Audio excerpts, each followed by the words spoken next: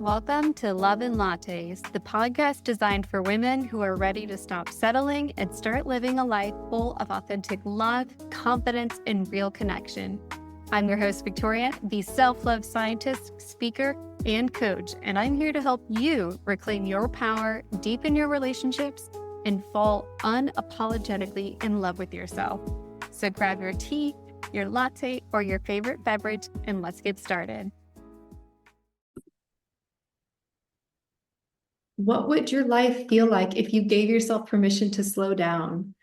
What new love might you discover for yourself and others? Hey, babes, welcome back. Welcome to my new listeners to Love and Lattes. I'm your host, Victoria, the self-love scientist, and we are in part 2 of our mini series from survival to softness. If you haven't tuned into the podcast before, welcome. I'm the self-love scientist, and I help women reclaim their power to redefine relationships and reconnect with themselves to experience better connection and intimacy. In the last episode, I opened up about how hitting my own personal wall and visiting my parents and recognizing the loss I had in my connections really helped me recognize that I have been working and maneuvering through survival mode. And it's not just recent. This was noticing the loss of time from acting out in survival mode from almost a decade, right? And it's really heartbreaking because when you realize how much time has gone by and the connections that are lost, the moments and the emotional distance that is created for others who are in your life who are very important, it's heartbreaking. But there is a way back, and it starts with softness. Now, for many of us, including myself, we were raised in environments where love was conditional or maybe even inconsistent. Or perhaps at one point, you letting yourself be soft was suddenly unsafe. People think softness is vulnerable, weak even, but softness isn't weak. It's the most powerful space from which love can actually grow. I explained in the last episode that I'm in a very healthy relationship and I feel very safe with him, and yet I have to battle against my own wounds about letting myself be vulnerable because it was never really allowed up until this point. But when I do, it is the greatest feeling ever. Softness requires slowing down. It asks you to pause, witness, rather than rush. And for my hardworking, badass babes, it means allowing the emotions, those conversations, and rekindling those relationships to unfold, to unravel, rather than to just control all of it. Like, I have to have everything fucking work. Like, no. When I consciously chose to slow down and be with my family this past weekend, I began to feel things so differently. And I experienced so much love, the love that I have been literally dreaming about for a very long time.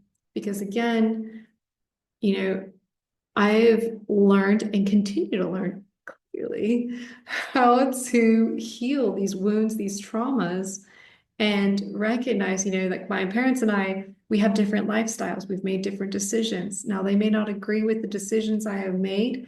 However, we are both learning how to meet each other in the middle, like meet me there, hear me, and love me. But they can't love me if they don't hear me because I am choosing to control that. Because for some reason in my head, I'm like, no, fuck that. I'm not going to be soft. I can do this. I'm an independent woman. No. That's not going to work. That's only going to cause blocks, and we can get into how that shows up. Because when you're blocked, babe, when you're blocked, nobody's having a good time. Let's get back. I know I pivoted, but softness is how we return to love. For us, and for others. It's so rich. So if you've been stuck in survival mode for a while, I want to invite you to ask yourself this question. What would it feel like if you allowed yourself to slow down? What new clarity, love, and connections might you find waiting? And I'm not saying I'm going to wait for Prince Charming or this promotion. No, honey, no, that's not what I'm saying. Start small. Choose one moment today to slow down. Maybe let one conversation go a little bit longer. And perhaps the hardest one, I think we tend to struggle with is let that one feeling feel a little bit deeper. Let that moment of pause teach you something new. You might be surprised by what comes. Because for me, it was that moment of, I don't know why, but I have this desire and urge to call my mom. And I'm just like, I don't want to call them because I'm embarrassed and I'm sobbing and blah, blah, blah, because they're successful, like I'm doing well, child. Like I'm the don't worry about me child. Well, guess what? I'm still their child, and it was such an obstacle to overcome and be vulnerable. They saw me just sobbing and they were like, there's nothing we can do because we're obviously at a distance. And it's like, and yet they were there. And let me tell you something, when we allow ourselves to be soft and let love flow, we can start to create more for the better. And I'm going to let you experience what that more is. Okay. Softness is not the opposite of strength. It's actually, it's its companion. It's the gateway to the kind of love and the life you truly want.